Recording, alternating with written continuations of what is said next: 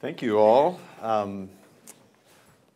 Thanks for coming. Thanks for having me. It's my first time to this part of Texas, so it was wonderful. It was really nice driving down.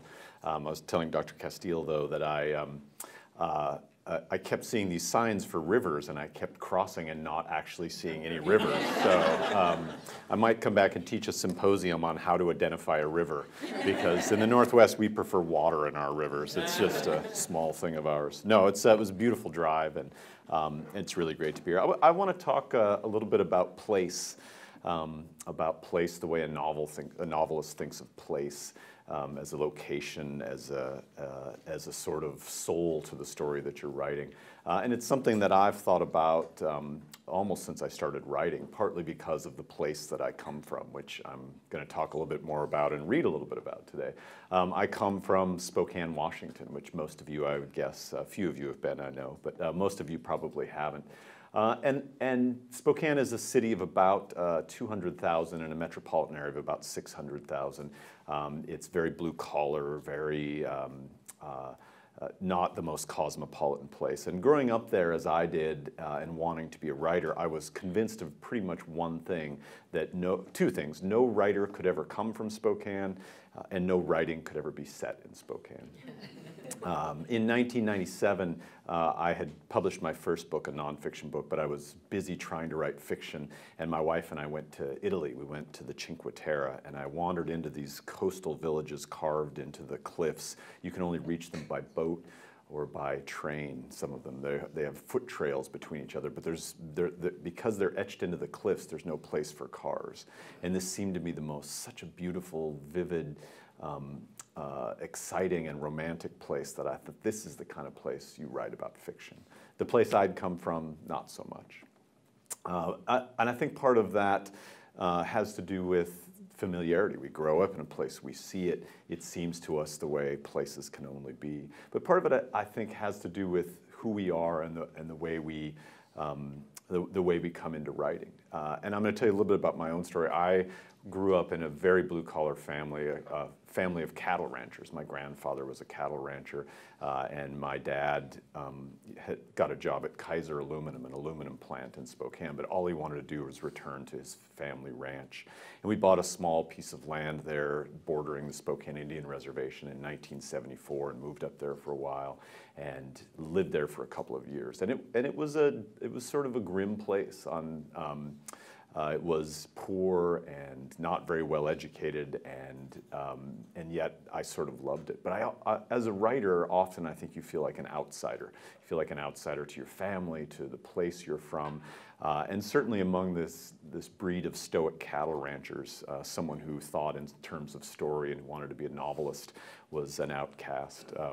I remember we would finish work and we'd build these huge slash piles to burn of fallen branches and things, and we'd set them on fire, and then the men, my father and my uncles and my cousins and my grandfather and I would stand, and we'd eat off these aluminum plates, our forks scraping the plates. We'd stare into the burning fire, and the men would just stare silently, and I'd just stand there saying, look at them, they look like ballet dancers. Can't you just imagine the flames as ballet dancers making this ring around the trees? And my grandfather would look at me, go in the house with the women.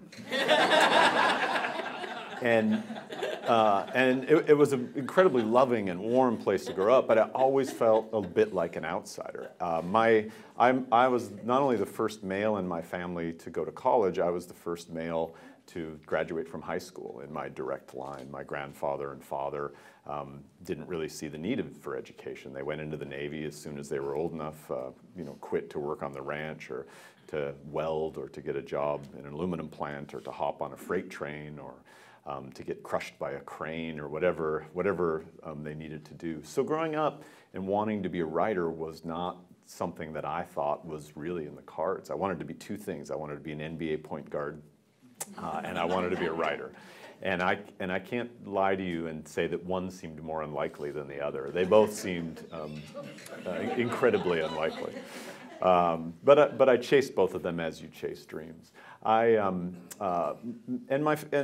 again, I love my family, but there weren't books in the house. It wasn't the sort of childhood where you're embraced in those things.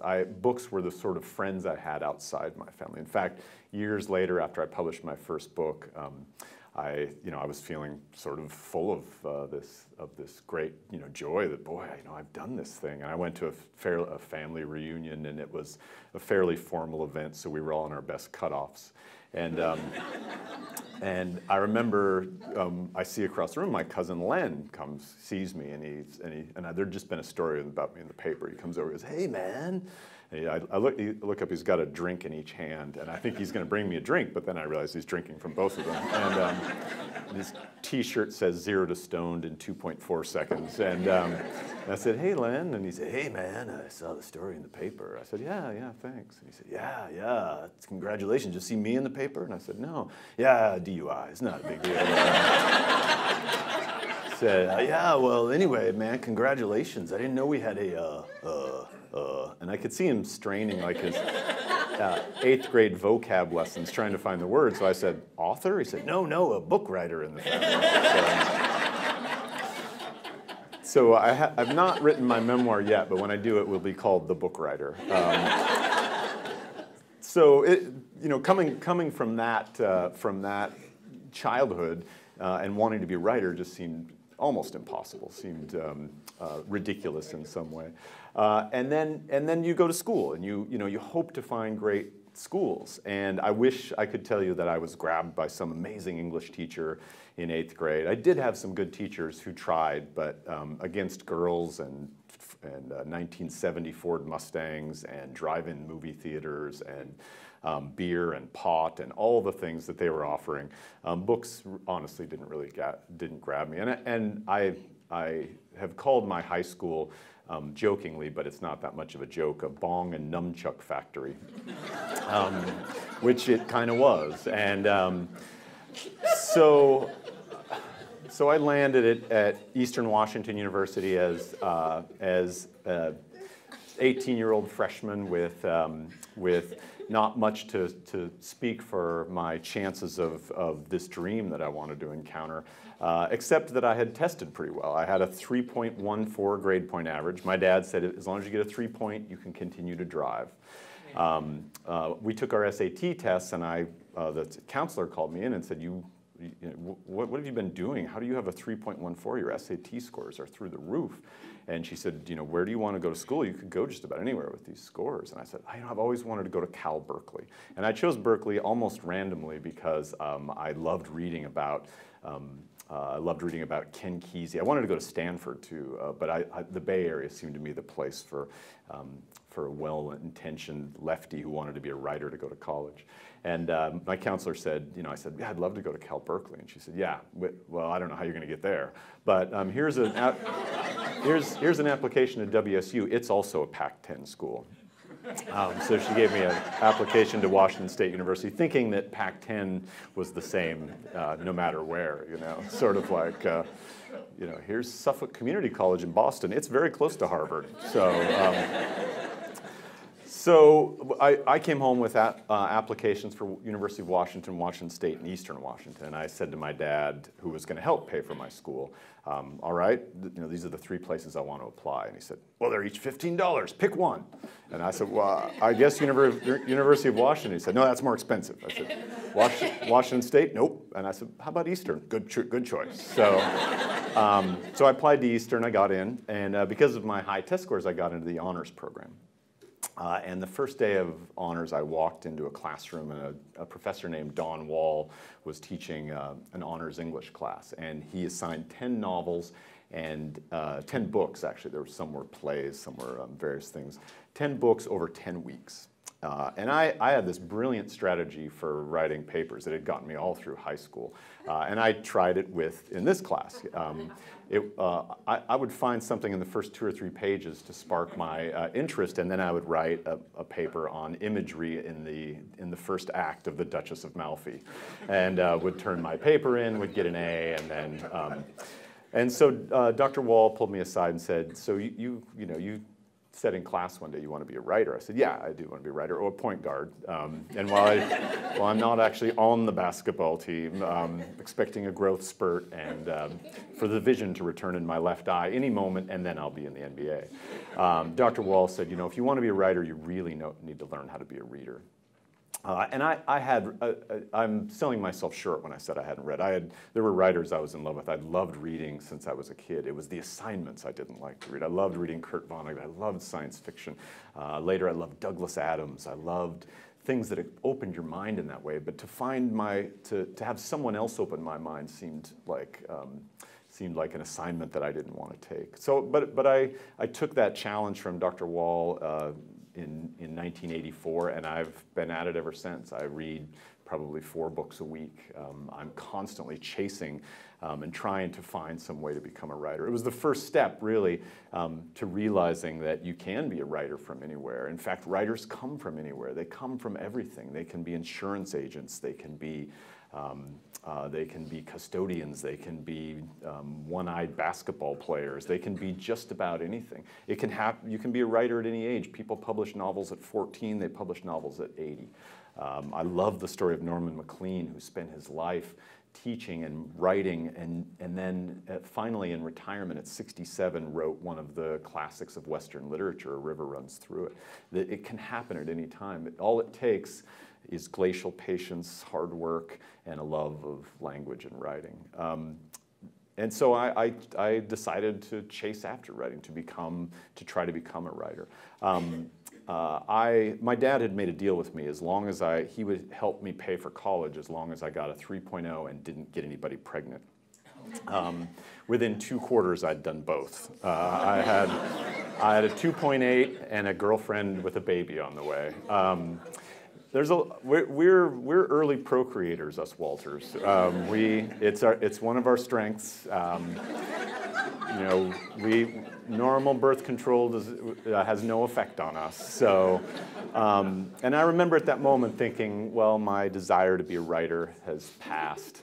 It seemed unfair to go live in a van and write poetry, and with a child coming, and there was no way I was going to get a job in the novel factory and support my daughter. So I decided to buckle down and go into journalism, to set aside my goal of being a novelist and to be a journalist. And it turned out to be the greatest thing I ever did in a lot of ways.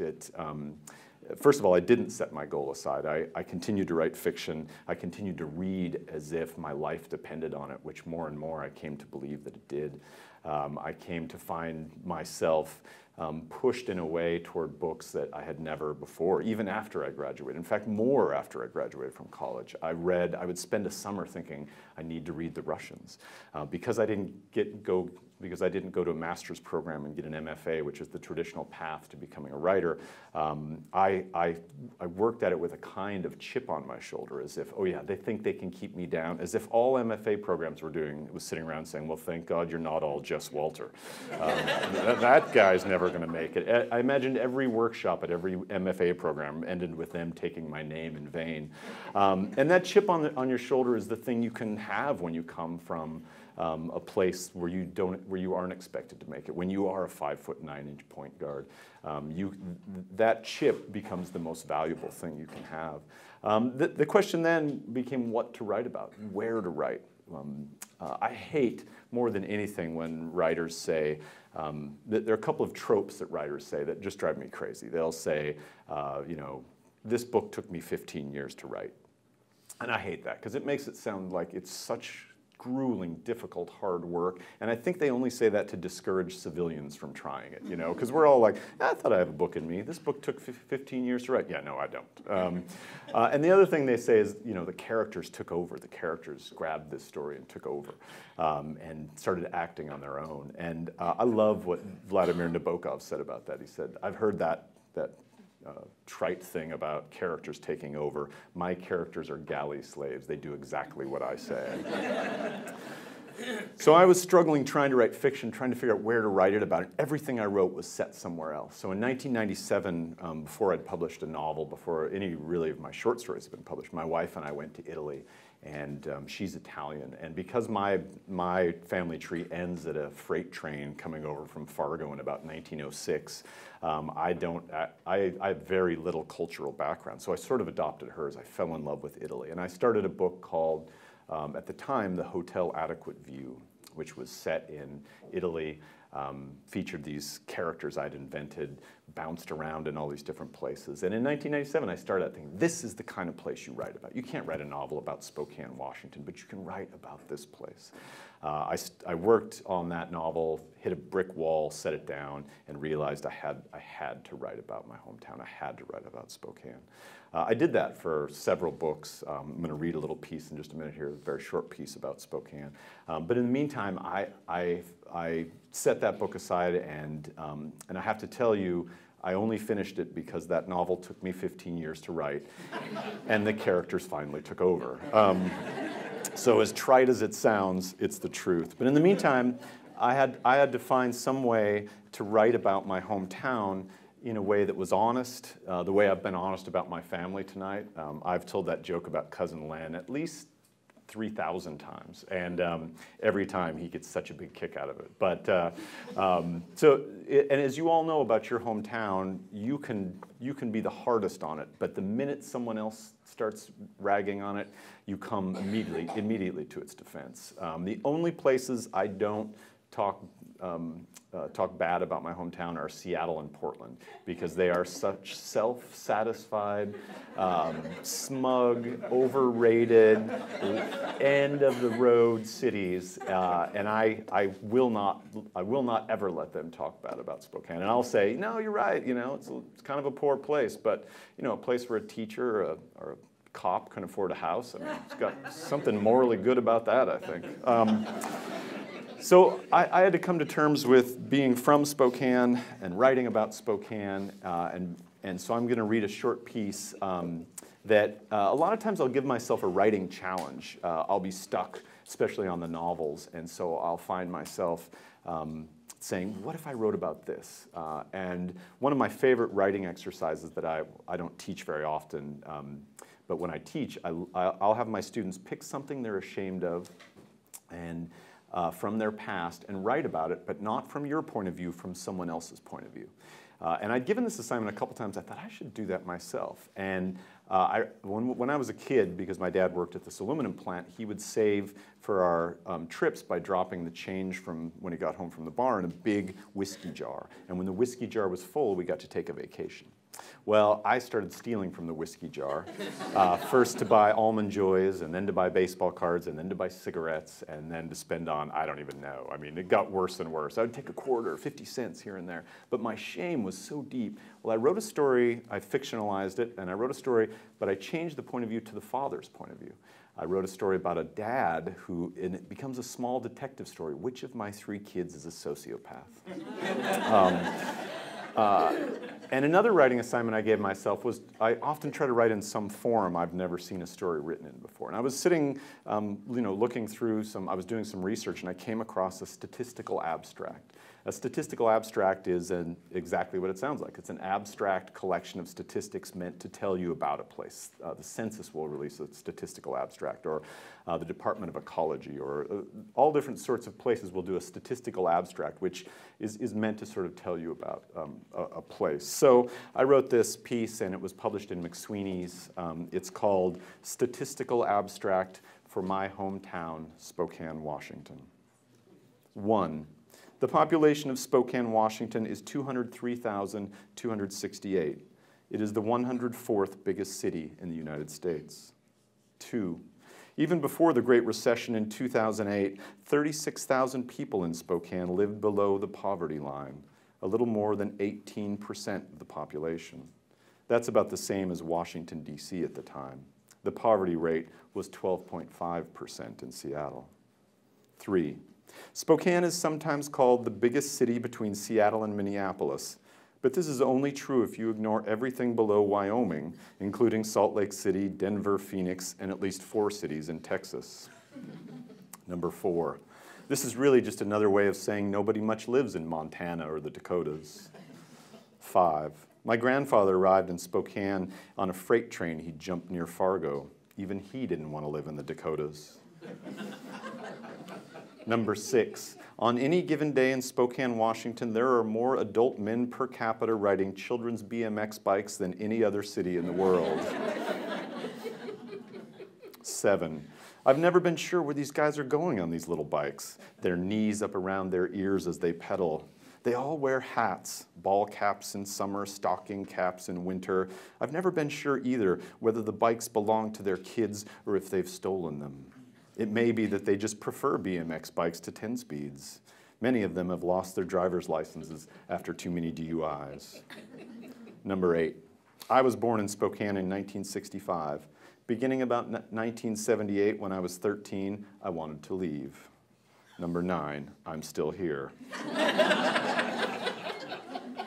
10. In 2000 and 2001, the years I most desperately wanted to move out of Spokane, 2,632 illegal aliens were deported by the Spokane office of the U.S. Border Patrol. They were throwing people out of Spokane, and I still couldn't leave. 11. In 1978, I had a BMX bike. It didn't have a chain guard, and since I favored bell-bottom jeans, my pant legs were constantly getting snagged.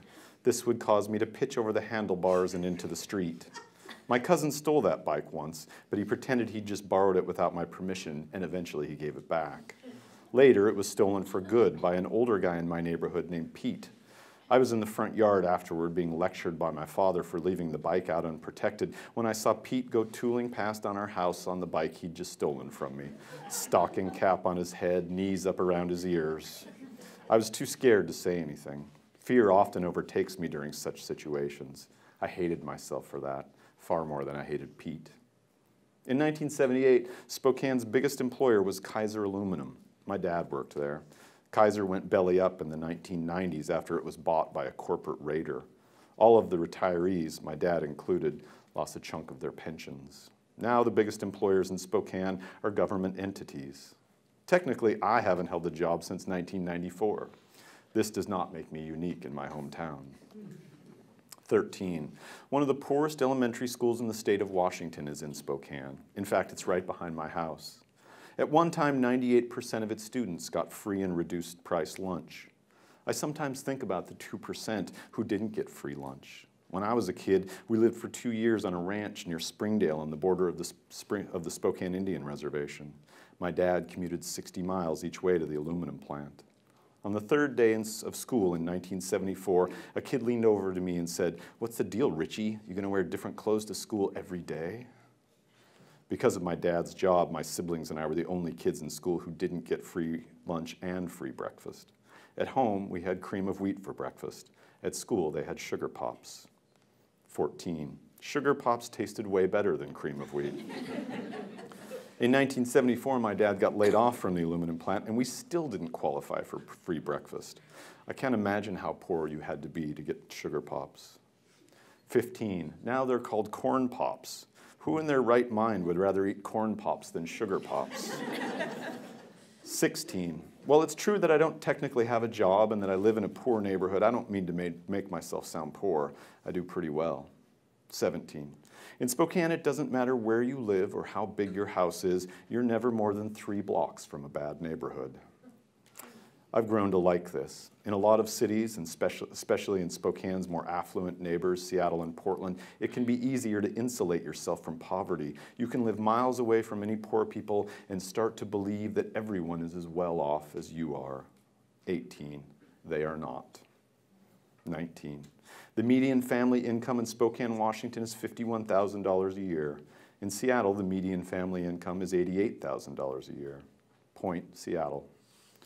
20. In Seattle, though, the median house price is $308,000. In Spokane, it's $181,000. 21. Drivers in Spokane spend a total of 1.8 million hours a year stuck in traffic on the freeway. This is an average of 5 hours a year per person in the metropolitan region. In Seattle, they spend 72 million hours stuck on the freeway, an average of 25 hours per person. That's an entire day. Suck on that, Seattle. 22. What would it take for you to willingly surrender an entire day of your life? 23. This used to be my list of reasons why I didn't like Spokane. It is too poor, too white, and too uneducated. There's not enough ethnic food. It has a boring downtown and no art house theater and is too conservative. 24. In the past few years, though, the downtown has been revitalized, the art scene is thriving, and the food has gotten increasingly better. The art house theater reopened at a time when similar theaters were closing everywhere else. There are bike paths everywhere, and I keep meeting cool, progressive people. The city even went for Obama in 08 and 12, barely, but still. The weather is wonderful, outdoor opportunities abound, and the people are incredibly friendly. 25. For the most part, despite all that, Spokane is still poor, white, and uneducated. 26. My own neighborhood is among the poorest in the state. It has an inordinate number of halfway houses, shelters, group homes, and drug and alcohol rehab centers. I remember back when I was a newspaper reporter, I covered a hearing filled with South Hill homeowners, men and women from old money Spokane, vociferously complaining about a group home going into their neighborhood. They were worried about falling property values, rising crime, and undesirables. An activist I spoke with called these people NIMBYs. It was the first time I'd heard the term. I thought he meant NAMBLA, the North American Man-Boy Love Association.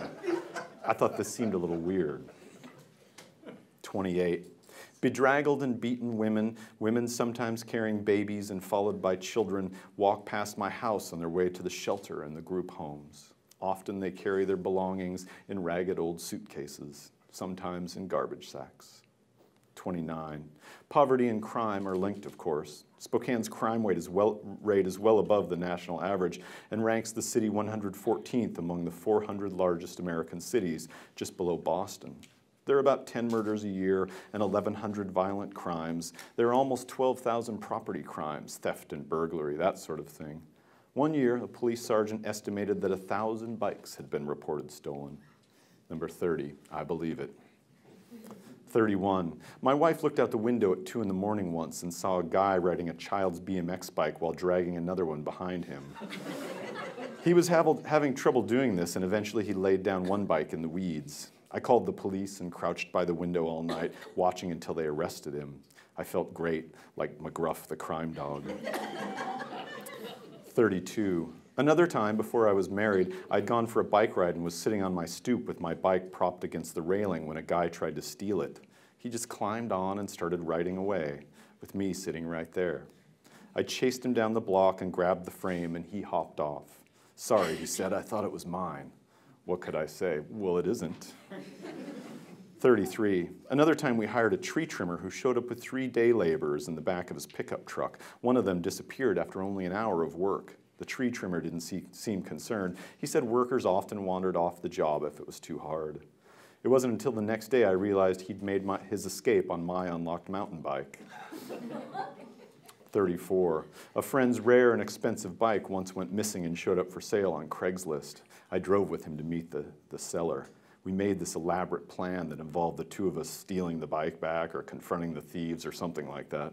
I just remember I was supposed to wait in the car until he gave me the signal. When we arrived at their house, we discovered that the bike thieves were huge, all tatted up and shirtless. They were sitting on a couch on their porch drinking malt liquor and smoking. I waited for the signal. A few minutes later, my friend got back in the car. 35. The largest number of people I ever saw walking to one of the shelters in my neighborhood was 5. A crying woman and her 4 children, all behind her like ducklings. I smiled encouragingly at them. It was a hot day. I had the sprinkler on in my front yard, and the last duckling stepped in the oscillating water and smiled at me. I don't know why the whole thing made me feel so crappy, but it did. 36. Once when I was watching sports on TV, a guy pounded on our front door and started yelling, "Tiffany, God damn it, Tiffany, get your ass down here." I went to the door. The guy was wearing torn jeans and a shirt and a ball cap. He seemed sketchy and twitchy like a meth user. I said there was no one inside named Tiffany. He said, "I know this is a shelter for women and I know she's here." I insisted it wasn't a shelter, that the place he was looking for was miles away and that I was going to call the police if he didn't leave. He said he was going to kick my ass. I tried to look tough, but I was terrified. 39. My lifetime record in fistfights is 0 wins, 4 losses, and 1 draw. I used to claim the draw as a win, but my brother, who witnessed that fight, always made this face like, really? Number 40. The shirtless guy looking for Tiffany swore at me, then he climbed on a little kid's BMX bike and rode away. His knees hunched up around his ears.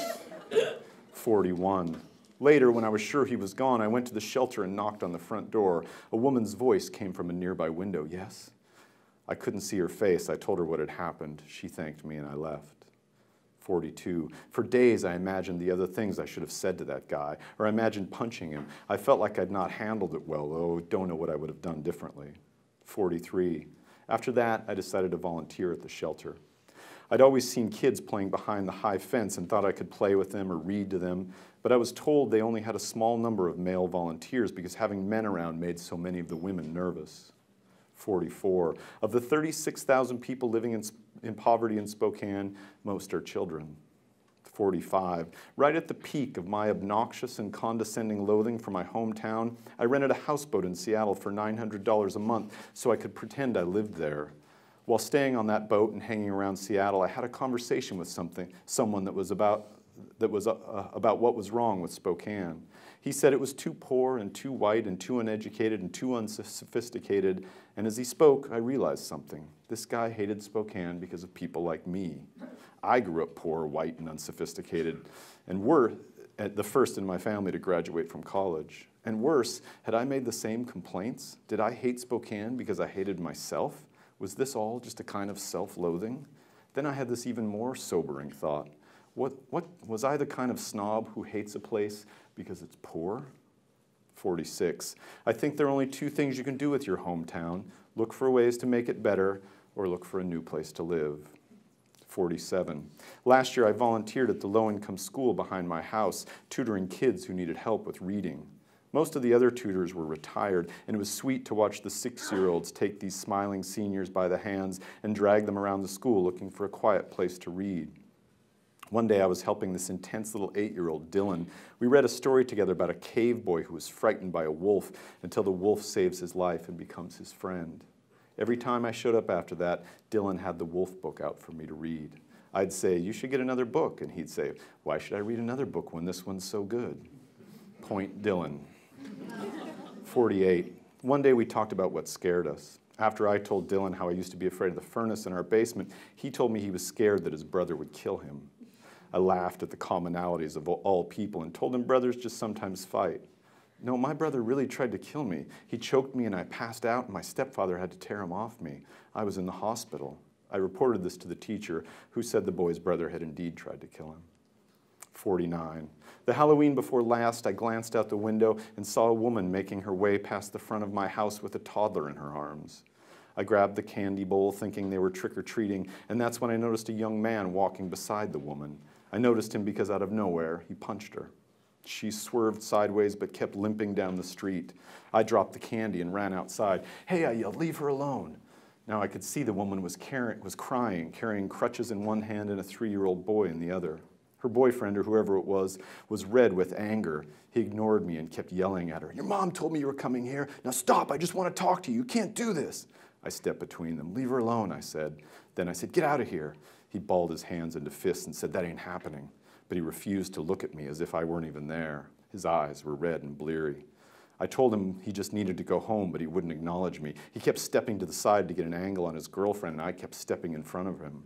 At some point, the woman handed me her crutches so she could get a better hold of her child.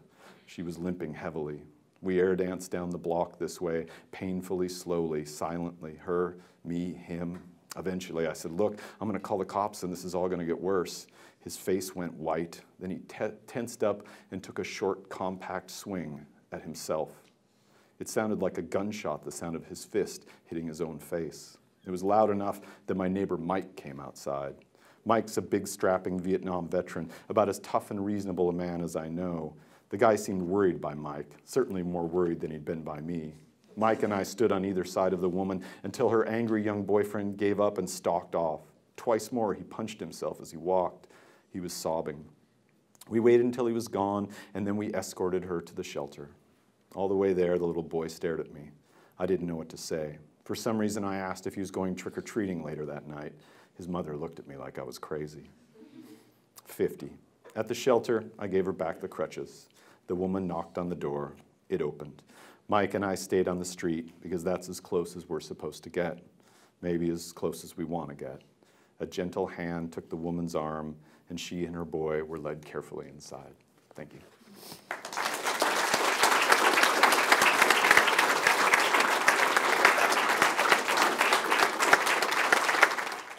Yeah. I guess modern detective fiction goes back to the Poe in the 1840s, and so many of the plots reoccur. As I was listening to Jeff, I thought, oh, that sounds like the Evan O'Brien movie, DOA.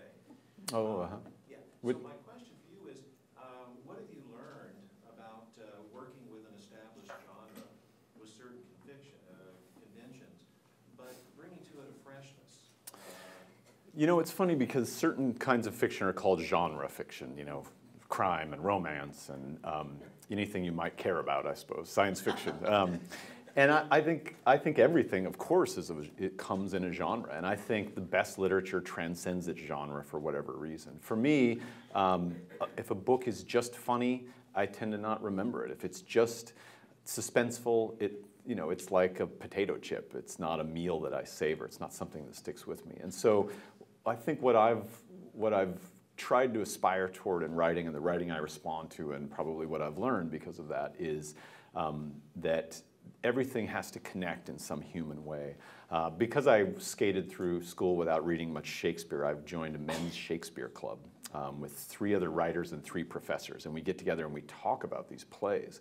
And I had a respect for Shakespeare because of its incredible language, you know, just because of its place in the culture. But I have to say I didn't love it until I went back to it as someone my age, as someone in their 40s who's had children and lost parents and suffered defeats. And to see the paradoxical and completely complex view of human nature that Shakespeare was able to convey in those plays is something I couldn't have appreciated. I made a joke, and then the New York Times printed it, that part of Shakespeare is so wasted on college freshmen that having freshmen read Shakespeare is like showing porn to toddlers. Which is one of those quotes which sounds really good when you say it, and then when you see it in print, you're like, that's going to haunt me, isn't it? Yeah, and especially if you truncate it. Show porn to toddlers, Walter said. And I think that's where things transcend. They connect with some emotion, some feeling, some part of life that we recognize. And to me, I don't care what the genre is. If it does that, then it's great literature. It can be, you know, it can seem like a disposable crime fiction, but if it does that, and if it has those other things that move literature, language, and you know, maybe a sense of place, and some of those other things, then it's successful. Other questions? Yes, So, Dr. Castillo. I've read quite a few of your books, Jess, and like them all, and they're very different, as you were just saying. Has anybody ever approached you about a movie deal, or because some of these really seem like, hey, that would be a really good movie. Of course, they're. Yeah, I've been working on the film versions of 3 of the books off and on. My first book, the Ruby Ridge book, was made into a miniseries for CBS in 1995, and so since that time, I've had a sort of love-hate relationship with Hollywood, where I love them and they hate me. No, no, and it's hard because it's not the writer's medium, and so I've adapted Financial Lives of the Poets, and actually when I was down here in Texas, I met with Richard Linklater, who's from Austin, and about possibly making that.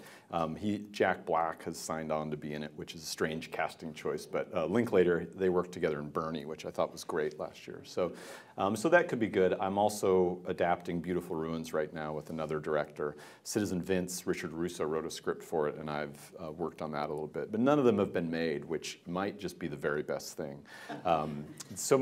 Beautiful Ruins has become kind of a more popular book than I suspected, and I've never been in the situation before where people come up to me and say, I hope Hollywood doesn't ruin my favorite book. And I think, wow, am I going to be the asshole who ruins my own book?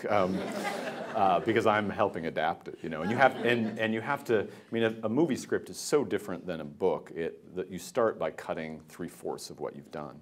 And so if you can imagine your favorite novel and 3/4 of it have to go. A lot of that is description, but a lot of it's characters and dialogue and things.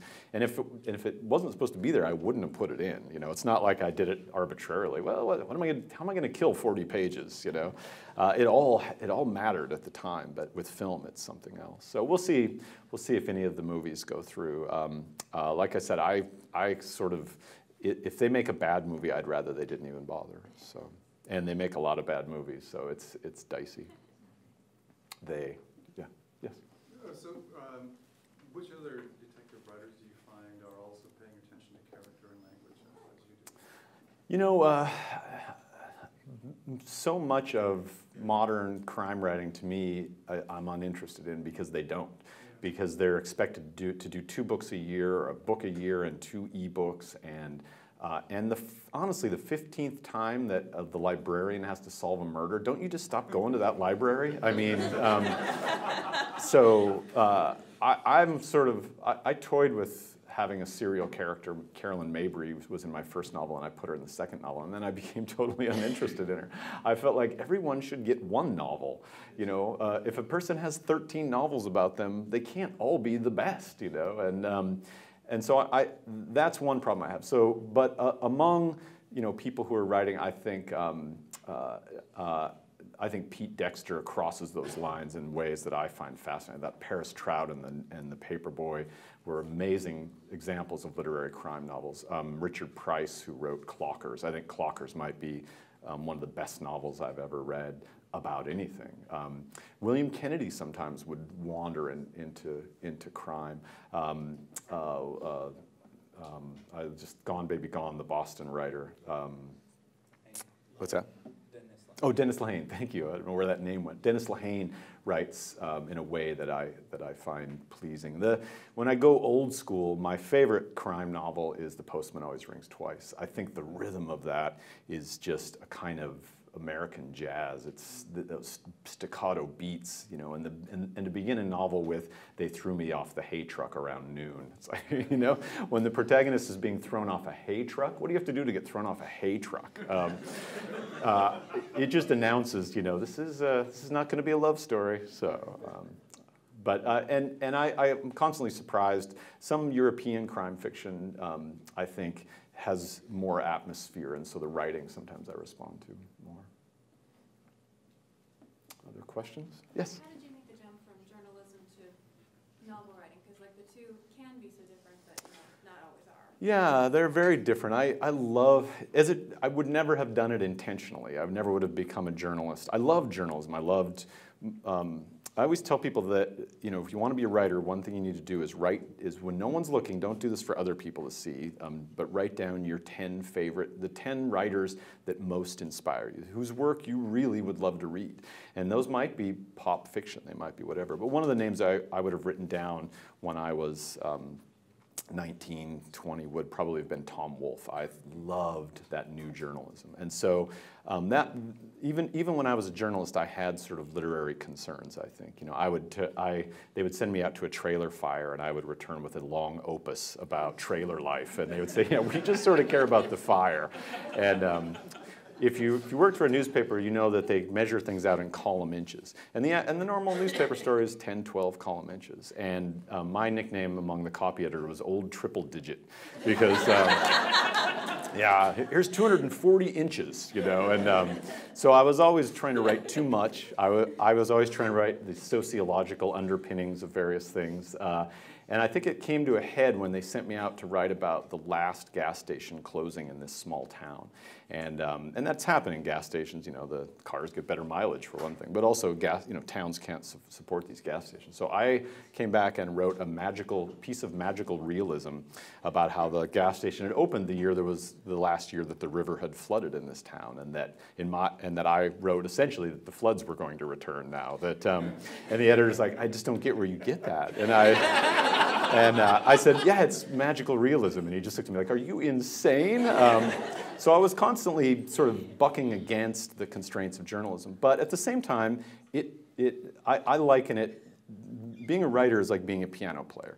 It would be great if we all had classical training and we all, studied under some, master pianist, but we don't all get to. Some of us go to work in a honky-tonk where we sit at a clangy old piano that hasn't been tuned in 10 years, and we play whatever songs they put in the glass. And that's what being a journalist was like. But my God, did I get chops. I can play anything, and I can make it sound pretty good on the clunkiest piano. And when I got a chance to write longer compositions, I had something that a lot of creative writing students don't have. I was totally unafraid of publishing. I published every day for 9 years. I had discipline, what they call discipline, among writers, which just means you've chosen not to distract yourself with television and other things.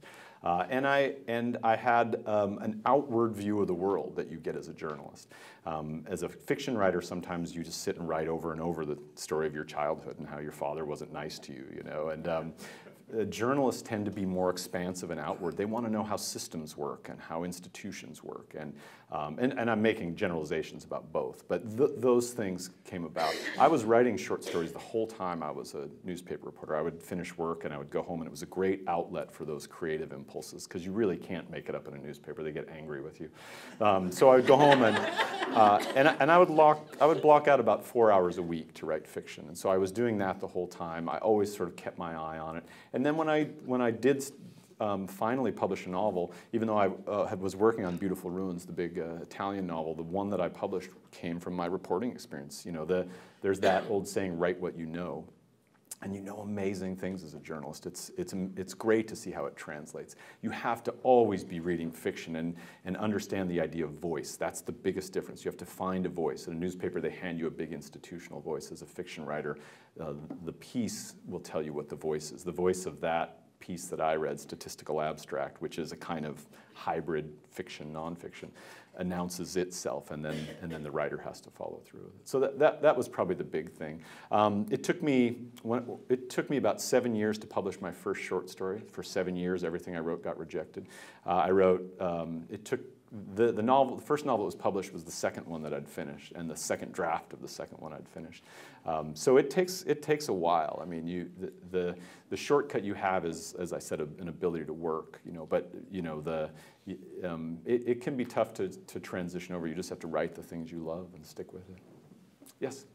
This past Tuesday, Victoria was fortunate enough to have Sherman Alexie speak. Sherman was just here? Sherman was Yeah. here. I didn't know that. Oh. Victoria. I just got an email from him. That's hilarious. Yeah. Oh, anyway. And now we're fortunate enough to have you here. Wow, you've had the two Spokane guys. Comments. Like, I'm wondering now, if all writers from the Spokane area, are they all brilliantly funny? We are, yeah. Thank you. No more questions. Thank you very much. Yeah. I don't know. I mean, no, they aren't. A few years ago, when I was a finalist for the National Book Award, Sherman was the next year, and Timothy Egan, who's also from Spokane, was. And so the head of the National Book Foundation at a dinner made a joke and said, there are two literary poles in the United States, New York City and Spokane, Washington. So, but yeah, I think Sherman and I come from really similar backgrounds. And I think both of us grew up needing to make jokes before someone else made them at our expense. I got a stick in my eye when I was 5, and there's a really great thing about wearing an eye patch from 5 to 8 is that Halloween is taken care of. You just put a scarf on your head and grab a sword and you're a pirate. The bad thing is that you tend to get teased a little bit, and so you are quicker with a joke than other people. I know Sherman had this similar sort of childhood, and we know all the same people. We've been friends since we were 19 or 20. So yeah, I think it's the kind of thing you get growing up, in a way that some people would consider disadvantaged, or I suppose, is you build a sense of humor, you build an escape hatch for yourself, and it can be built out of a lot of things. I think it drives what's driven us both into writing fiction too, is a love of books and a desire to write some escape. But I'll have to tell Sherman I didn't know he was here. That's hilarious. We're right next door is Victoria Yeah, College. yeah. And he was a guest speaker. Oh, was he? Oh, we should have carpooled. I didn't know. Well, let's, Yeah, thanks, guys. Thanks, Jess.